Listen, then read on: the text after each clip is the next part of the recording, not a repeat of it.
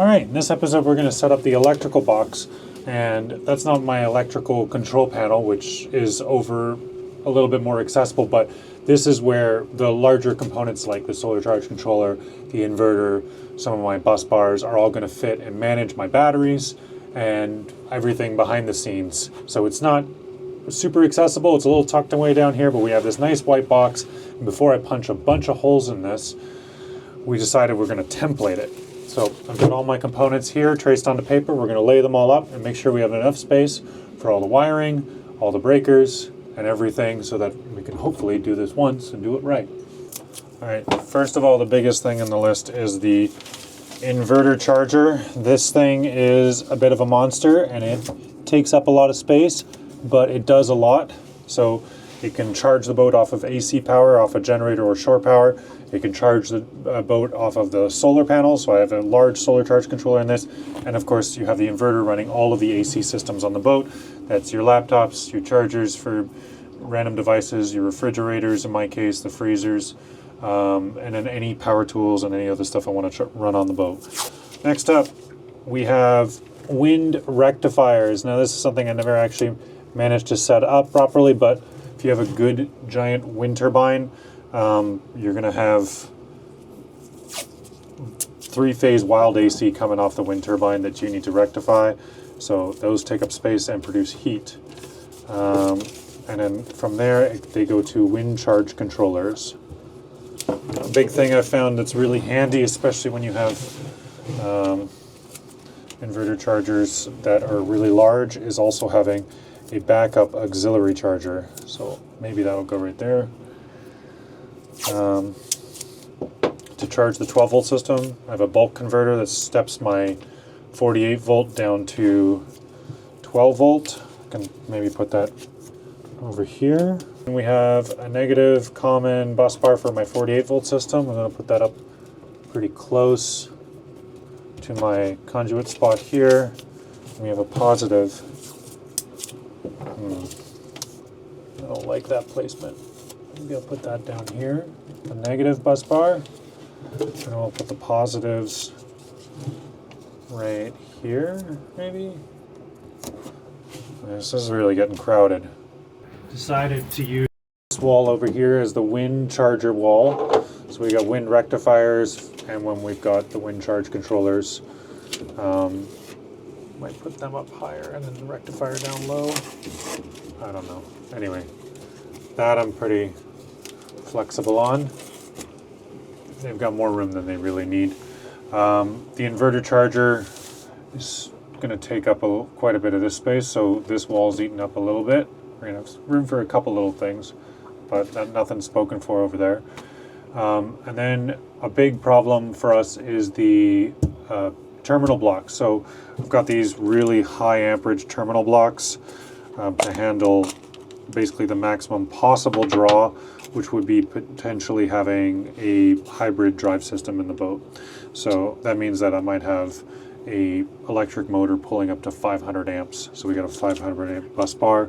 It means also that this will be a bit of a control center for all of our loads and our batteries. So we're able to isolate every single battery separately with these breakers, pop every single one of them if we want to, and kind of control where the batteries are, which batteries are plugged into the system at the same time. So there's this thing that happens when you completely discharge a BMS controlled battery like a lithium iron phosphate.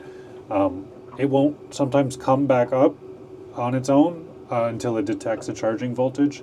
If you don't have anything producing a charging voltage and you have charge controllers like this inverter charger that need voltage to get even started, you can disconnect the battery and all the other loads from the system and then reconnect it. It should pop on for a few seconds. Might be enough to get the inverter charger going or to get the auxiliary charger going because it can detect a voltage and then fires the whole system back up. So having that ability to do all of that with just button presses is a lesson I learned on Old Dog. You really want to be able to just press buttons and do all your diagnosing that way and not have to be disconnecting or reconnecting batteries or anything else or digging in the back box. So everything that we can do here with buttons and levers. That's what we want to do. We don't have to dig into anything else.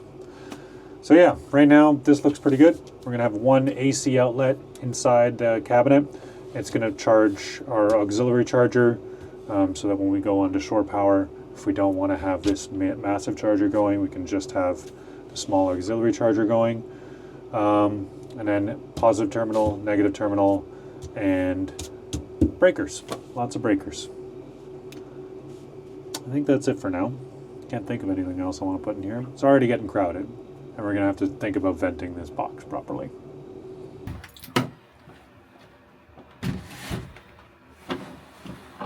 All right, so we got the eco-worthy 280 amp hour 12 volt battery in. It's super compact. That's like as much, that's more power than a lot of boats around me have for everything, and that's just my backup power for the 12 volt system. So I'm running a bulk rectifier here that turns my 48 volt over to 12 and charges this battery on a consistent charge all the time. The battery can handle a much higher amperage than this can put out, so I don't really have to do a charge profile, and it's set to be 80% capacity all the time, so I should get a lot more life out of the battery as well, although it's already rated for quite a few thousand uses. So pretty stoked on that. That's a great backup to have when the main bank goes down. Say you're running large loads on the 48 volt with the inverter and you use too much power, you shut everything down. Now I still have lights on, I still have the bilge pumps running, fans running, pumps running, and I can still figure stuff out for a couple of hours, even up to 3 days on just this one battery alone. So that's awesome. And because it's a lithium iron phosphate, it's maintenance free. So it's tucked up way up high in the back corner behind my freezer, and it's got good airflow around it, and I just don't have to worry about it anymore. It's there, it's solved. So we just got to get some tie downs for it bolted in, and then we'll put the next shelf in. We can put more batteries on top, and wire them all in securely. If you guys are interested in that 280 amp hour eco-worthy, it's a wicked good deal. The link is in the description. Please check them out. I've been really happy with it. It's been running the systems on the boat now for, is it 3 months, 4 months now? It's been great. Really like the battery. I mean, battery you don't have to think about. It's a great battery, right? Welcome to my studio this evening. We are dry fitting. One of the things with dry fitting that you should do, that I have partially done but not fully, is put everything in loosely. So I've started to put in some of my breakers, and I'm not screwing them down, because when you screw them down you mess it up, and then you have to move them over a centimeter, and then you realize you have the wrong breaker in the wrong spot. That's something I do all the time. This is my common bus bar, and if you're not using bus bars, what are you doing? This is good stuff. It's nice to use. This one's kind of weird because it's square. Most of the time they're flat. But this allows me to do my power distribution. So basically I set in my bus bars, and then I work my way out from there, kind of figured out where all my components are going to be, and then the wire kind of routes itself after that. So you start to figure out what all your runs are, and then you do everything loose, and then once all the wires are in, you kind of like line them up all pretty, tie them up, snip the leads, make sure they're left nice and sharp so you can scrape yourself on them next time, and then you're good to go. But if you're looking for me, I will be in this cabinet for the rest of the evening. Whee! Alright, well, this is day 2 of setting this stuff up. It's not going so well. Run out of breakers. None of my breakers are showing up, so this episode's not going to have a nice, satisfying outlook, and this is really quickly turning into Simon Lear's expensive mistakes. Let's talk about a few of them. First of all, bulk converters. These are really great. If you're running a 48 volt system and need 12 volt, that's a great way to get it. However, if you wire them backwards, they explode. So anyway, there you go. That one's toast. Secondly, inverters. Here's Renogy's 3500 watt 48 volt inverter. It's supposedly set up for 40 amps of pass-through power. If you actually do that, it explodes. And so that's toast. And Renogy is not interested in dealing with that. So won't be doing that again. Yeah, so far the only thing that's really working is the batteries. And that's great, because I'm going to need those soon. Now, my time at the dock is quickly evaporating, and I really want to get all of this dialed in before I go back out to my mooring ball or even start motoring and sailing around, I'm going to need some electricity. I've got food to keep cold. And lights would be nice. God damn. Oh, today's not my day. Today's not my day.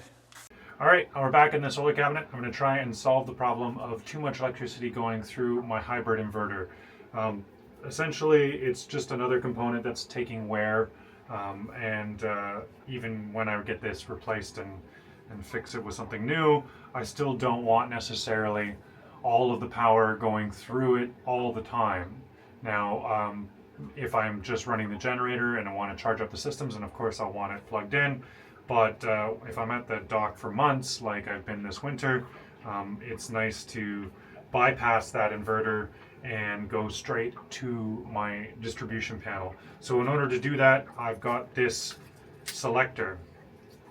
This little junction box has 3 posts on 4 different points and lets me kind of choose where I want the panel to be powered from. Do I want it to be powered from the inverter or directly from shore power?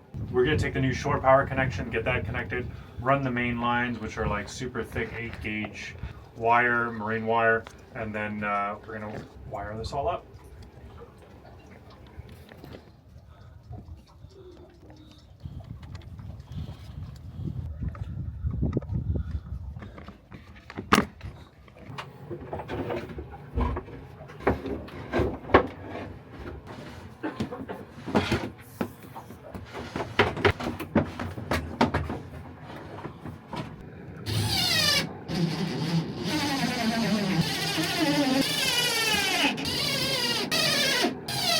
The way this thing works is there's a mode 1 and a mode 2.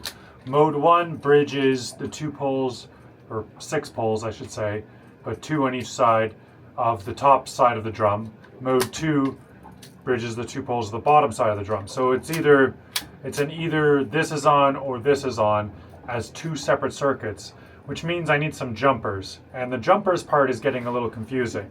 So for instance, on one side, I want that to be the output for the breaker panel, which means both of these have to route to the breaker panel. So I need jumpers across both sides on the output side. On the input side, however, I also need jumpers, but not into the terminal blocks. I need 2 separate inputs, and then one of them has to, like the one from the shore power connection, also has to feed into the input of the inverter. I feel like I explained that as simply as I could, and I'm almost 100% sure I'm going to mess something up in installation, and I hope I don't blow anything up. But triple check your work before you turn anything on.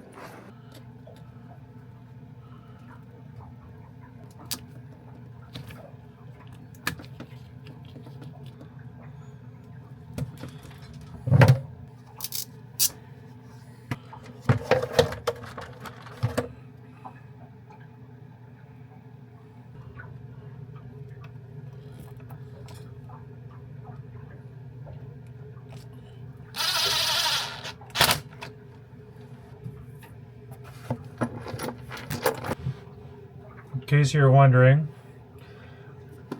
bending and twisting 8-gauge wire into a tiny box is extremely difficult. I've been at this now for 3 hours trying to get it into this box. I often tell people that the boat project really, it like teaches you patience, but I feel like to teach you patience, it has to test your patience. And there are so many days that I feel like the biggest idiot in the world, like I'm incapable of doing absolutely anything. And right now is one of those moments where I just feel dumber than a doorknob. But, you know, I know that that's not true.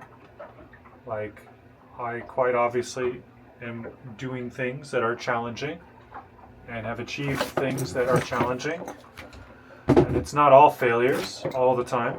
You know, I do actually accomplish things sometimes. It's part of it. It's just an emotionally draining activity. And I'm looking forward to the day where all of this pays off a little bit more. I mean, I might have been better off today just not getting out of bed. But you're never going to stop making mistakes. It's always going to be part of life. I guess you just learn to roll with them a little bit better over time. And try not to destroy quite so much when you make a mistake. I was hoping I might have something insightful for you, but I really don't. I'm just tired. Cool. If you're wondering where all the bolts are, they're in the bilge. It's always in the bilge. Everything is in the bilge, where it belongs.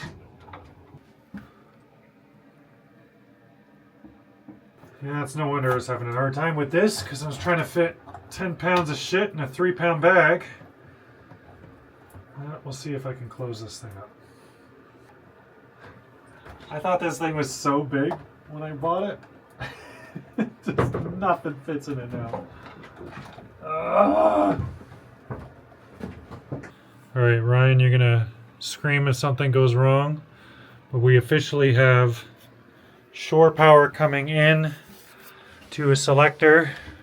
The selector decides whether to pass the inverter power or the shore power on directly to the distribution panel, and there is always shore power going to the input side of the inverter. So I don't think anything will happen with the inverter, because I'm pretty sure it's fried. But if there's fire, it'll probably come out of that box. I'm confident. I'm gonna go plug it in. Everything will be fine. I've double checked it, and I'm not that colorblind. So, all right, you ready?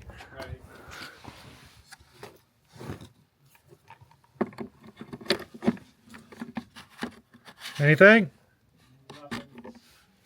All right, now we select. Big check is Honey's heater on? No, Honey's heater's off. Okay, ignore this heater. It's running on an extension cord. The inverter is getting power though. It's Okay. It's trying to do things, but it's fucked up. Right. Well, so it's detecting a shore power. That's good. Yeah. We want that. All right. So now the inverter's turned off. It's on the off 0 position. So leave it there. Switch it to number 2 position.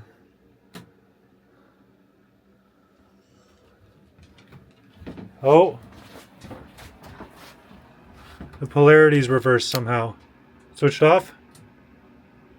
Switch it to number 1 position. Polarity's still reversed. Okay. Good. I don't know what's going on there. Alright, I'm not the world's best electrician or anything, but I did finally figure this out. I had bad crimps in here. Now there's a lot of amperage going through these 2 wires. There's an 8 gauge. They're rated for 30 amps. It's a lot. And if you're using that consistently, it's going to wear them out. So something went wrong with these crimps. I don't think they were really well made to begin with. So I'm going to cut them off and put some new ones on, and then get a nice solid crimp on it, and hopefully we won't have this problem again. So it's passing through on voltage, but I suspect that once I put a load on, it will die again, like it did before.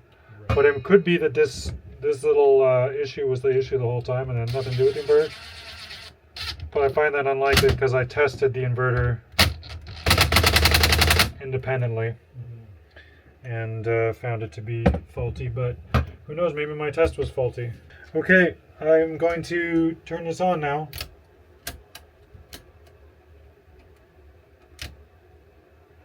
Alright, if you want to flip it onto number 1. Wow, look at that! The inverter's running. That heater's on and it's doing pass-through power on the inverter right now, right? The inverter's doing something, that's for sure. Yeah, it's pass-through Voltage is power changing, on the inverter. We got it back to life. Alright, flip it over to 2, see if that comes down. Hear the inverter dying. And there's 2. Okay, the fan's not picking up, so If the heat's still on, then we should be... Hey, look at that! Oh, honey, the heat is on. There you go, nice and warm for you. Sweet cheeks. Sweet. I don't know what this episode was supposed to be about, but there we go. We have full inverter bypass with inverter charging. Still an option if I can get that inverter working again. We have the engine and generator and everything out of the boat. The heat is working properly and we can no longer have to live off of extension cords. Here we go. That's something. That's progress. And everything else, we'll just have to wait for stuff to come in the mail. If you guys have watched this far, thank you so much for watching. I'll try and get the next episode out on Friday, but you know me, it's been a little hectic lately. And some of you have suggested GoFundMe for the boat engine. I'm not going to do that. I'm still engine shopping, and I'll take you guys along with me for that. But if you still feel like supporting, by all means, hit up the Patreon, hit up the PayPal link. I won't say no to that, but I'm definitely not doing a fundraiser for it. I think we're in a good place right now. We can get our resources together. We can scrabble together an engine. We can make it happen. Cheers. See you guys next week.